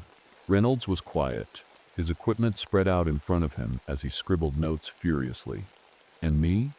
I kept my father's ice axe close, gripping it so tightly my knuckles turned white. Then the first attack came. It started with Peter. He'd wandered a few steps away from camp to check one of the wildlife cameras Lydia had set up earlier. I called after him, but he didn't answer. The fog swallowed him whole. Peter, Lydia shouted, running after him. I followed close behind, my flashlight cutting through the mist. We found him standing in front of the camera, staring at something on its screen. His face was pale, his eyes wide with fear. "What is it?" I asked. He turned the camera toward us, showing a video it had captured earlier that evening. Shadowy figures moving through the trees, their glowing eyes fixed on the lens. But what made my stomach drop was the last frame. One of the creatures standing upright and staring directly into the camera, wearing Peter's face. "That's not me," he whispered. Before I could respond, a deafening howl tore through the fog, a sound so loud and guttural it felt like it was vibrating inside my chest. The creatures were close now, circling us like wolves around prey. We ran back to camp as fast as we could, but things only got worse from there. One of them came through the fog, a towering figure with elongated limbs and glowing eyes that seemed to pierce through the darkness. It moved slowly at first, testing us, before lunging toward Dr. Reynolds with terrifying speed. He didn't scream or run. He just stood there and shouted at us to go while he created a distraction. "Get out of here," he yelled as he swung his backpack at the creature. It worked for a moment. The creature hesitated before grabbing him with clawed hands and dragging him into the fog. His screams echoed for what felt like hours before fading into silence. We didn't have time to grieve. We had to move. Lydia led us toward higher ground where she said we might find defensible terrain, a rocky outcrop near an abandoned fire lookout she'd seen on an old map. But the creatures were relentless, herding us in specific directions like they were playing some kind of sick game. At one point, Donovan Seth's voice crackled over the radio. "Marshall, what's Seth's going on out there?" I grabbed my handheld and shouted back. "We are under attack. Get help." But all I heard in response was static, and then my own voice repeating back to me, "Get help, get help, get help." The creatures weren't just hunting us, they were messing with our minds. By the time we reached the fire lookout, we were exhausted and terrified. The building was old and falling apart, but it was better than nothing.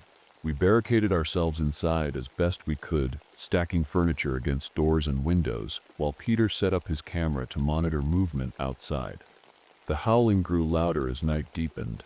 The creatures weren't trying to break in yet. They were testing us, scratching at walls, mimicking voices, even throwing rocks at windows to see how we'd react. And then came the worst part, the voices of people we knew calling from outside. Dr. Reynolds Sip's voice begging for help. Lydia Sip's voice crying. Even my wife Sip's voice whispering from somewhere in the fog. "Derek, come find me." I almost lost it then, almost opened the door and walked straight into their trap, but Lydia grabbed my arm and snapped me back to reality. "They spear trying to break you," she said firmly. "Don't let them." I nodded, but didn't trust myself to speak. As dawn approached, Peter showed me something on his camera, a pattern in how the fog moved around us. Every 20 minutes or so, there was a brief window where visibility improved slightly, a chance for escape if we timed it right. "We have to try," I said quietly. "It sets our only shot." The first hint of dawn was barely visible through the fog, a faint gray light that seemed more like a trick than a promise. The creatures were still out there circling the fire lookout like sharks around a sinking ship. Their howls had grown quieter, but that only made it worse. Silence meant they were planning something. Peter's discovery about the fog's pattern gave us hope. A slim chance to escape during the brief windows of clarity. We didn't have much time to prepare. Lydia and I worked quickly, gathering supplies and mapping out the safest route down the mountain. Peter packed his camera and grabbed a hiking pole to use as a weapon. But deep down, I knew we wouldn't stud all make it. As we waited for the next clearing in the fog, the creatures grew bolder. They started testing the barricades, clawing at the doors and windows, their distorted voices whispering things that made my skin crawl. Run, hide, leave. One of them climbed onto the roof, its footsteps creaking above us. Lydia aimed her flashlight at the ceiling, and for a moment we saw its shadow, a long-limbed figure crouched like an animal ready to pounce. "We can stay here," I said firmly. "It sits now or never." The fog shifted again, thinning just enough for us to see a few yards ahead. It was our chance. We opened the door and ran. The cold hit me like a wall as we stumbled down the trail, our flashlights cutting through what little visibility we had. The creatures followed close behind, their glowing eyes flickering in and out of sight like fireflies in the mist. Peter was ahead of us, his camera swinging from his neck as he sprinted towards safety. Lydia stayed close to me, her breathing heavy but steady. I kept my ice axe ready, knowing it wouldn't do much against these things, but needing something to hold on to, something that felt real. The fog thickened again just as we reached a narrow ridge overlooking a steep drop. The trail was slippery with frost, and one wrong step could send us tumbling into darkness. That sips when they attacked. One of the creatures lunged at Peter from the side, knocking him off balance. He swung his hiking pole wildly, hitting it in the jaw before scrambling back to his feet. Lydia grabbed a rock and threw it at another creature that had crept up behind us, forcing it to retreat into the fog. But there were too many of them. They herded us toward the edge of the ridge, their howls echoing around us like a hunting call. I could feel their claws scraping against my jacket as I swung my axe blindly, trying to keep them at bay. And then I saw it, the river below us, cutting through the valley like a lifeline. It wasn't far, but getting there would mean climbing down a steep slope while these things chased us. "Go," I shouted. "Get to the river." They did follow. Lydia hesitated for a moment before nodding. She grabbed Peter's arm and started down the slope while I stayed behind to hold them off. The creatures surrounded me now, their glowing eyes fixed on mine as they closed in. One of them mimicked my wife's voice again. "Derek, come home." But this time I didn't falter. I swung my axe with everything I had, hitting one of them square in the chest. It let out a scream that sounded almost human before collapsing into the fog. The others hesitated for just a moment, long enough for me to turn and run after Lydia and Peter. By the time I reached the riverbank, my lungs were burning and my legs felt like they might give out. The creatures stopped at the edge of the water, pacing back and forth, but refusing to cross. Lydia and Peter were waiting on the other side, their faces pale but alive.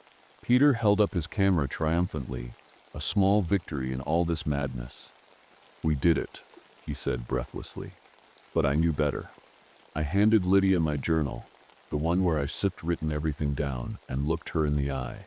"You have to warn people," I said quietly. "They need to know." "What are you talking about?" she asked, her voice trembling. I didn't answer. Instead, I turned back toward the fog-covered mountain where the creatures still waited. This was my home, my responsibility, and I wasn't going to let anyone else die because of me. As I stepped into the fog one last time, I heard Lydia calling after me, but her voice faded quickly as the mist swallowed me whole.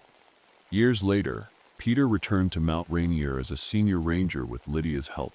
He kept Marshall's journal safe and built warning systems based on everything they'd learned about the creatures, their patterns, their weaknesses, their hunting cycles. Official reports blamed all those deaths on wildlife attacks or accidents caused by bad weather, but Peter knew better.